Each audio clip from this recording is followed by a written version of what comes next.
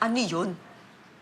Di ba sinabi ko na sa'yo, hindi natin ilalabas lahat ng alam natin. Bakit ako makikinig sa'yo? Malinaw ang usapan natin, di ba?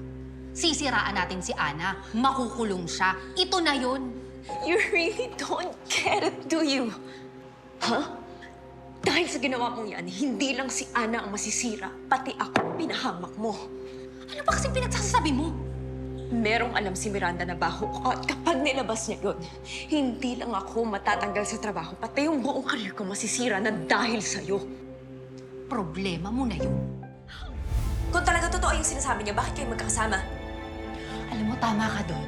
Bakit nga kayo magkakasama, no? Hindi naman kayo magkakaibigan, ah. Ngayon, parang isang barkada na kayo. Isa lang ang connection niyo, ah. Pwede ba? Umalis na kayo, bigyan nyo naman ng konting respeto si Miranda. Kung hindi kayo nandito para makisimpat siya, umalis na kayo dahil nanggugulo kayo.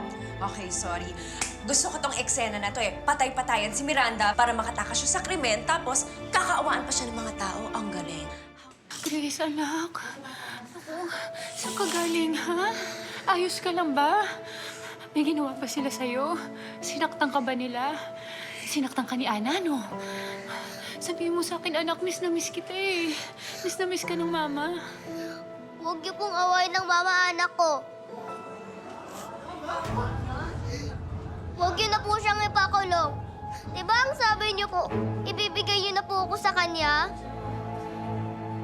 Wala akong sinasabing ganun, ha? Di ba sabi ko huwag nagsinungaling? Bakit ka nagsinungaling? Huwag kang ganyan, ha? Wala akong sinabing ganun.